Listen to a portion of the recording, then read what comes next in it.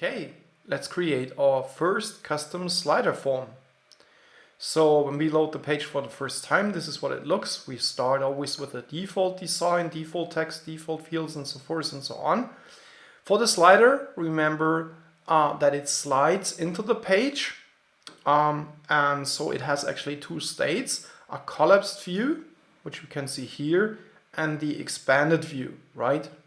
Also on top here, we have the form preview, but before we look at this, let's maybe even do a little change. So we can decide here, where should the form appear? So for example, center left, and you see now center left, it slides in. I click there, and then it opens up and can be filled out. Okay. So I close this again, and I'm back here in my design. We can change here the form name, but since this is just a demo, I wouldn't really know what to put, so let's leave this. We can change the background color. For now, let's keep it simple and just pick a gray. We can adjust the border radius of the form, the border size. So we could give it a tiny 1 pixel black maybe. You can also directly jump in here. That way you can copy a style and you can directly make your adjustments here. But I guess 1 pixel looks actually not so bad.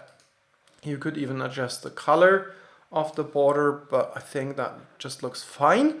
For the font, by default, we just use the font of your website so that it will look exactly, the look will fit your style of your website. However, since we don't know what font you use, you wouldn't see this here, right? But I hope you get the idea and you can test it when you embed the form into your website. If, however, you want to choose a different font, you can do so here, right? Next, you will see here the input fields, but here you have a choice. You may add it here. Email, of course, is always required because without an email, how could you send your subscribers an email? But you can also directly make this in here if you prefer. Same functionality. So we could say, we should have a first name, and you can also you can decide if you want a label or a placeholder or both. Now let's have both. And here you can type in, or type in your first name, please, right? Something like that. And we can say this field should be required, right? So now we see it's in here. Let's go now back to, so here you also see, here we can make the adjustments again. We go back to general styles. We can add further fields. One interesting field I want to show you, for example, birth date is a date field, and that will have consequences. So when we have, again, the form preview, you will see here, we now have a date picker, right? I think that is a pretty cool feature. Okay. So, and if you like, you can also, change the order right in here.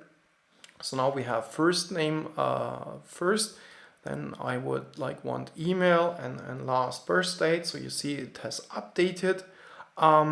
You can add a tag. So a tag is added hidden as soon as the person subscribes. And this way you could say you have some special form for a special occasion that you want to celebrate or whatever, and then you want to remember those were the people that signed up in this case for this specific form. And then with this tag, you can filter for these subscribers and send them a specific email based on that, right? Yeah, so at the moment, I just have my tags from that course example that I gave in a different episode, but I guess you get the idea. Okay, so now we have a beginner tag will be added when someone signs up. Progress bar is really nice, I think. Actually, this is just like a marketing feature. We found out that having that triggers really your potential customers to have to fill out the form because they see this now, it's 50% completed and they want to complete that, right?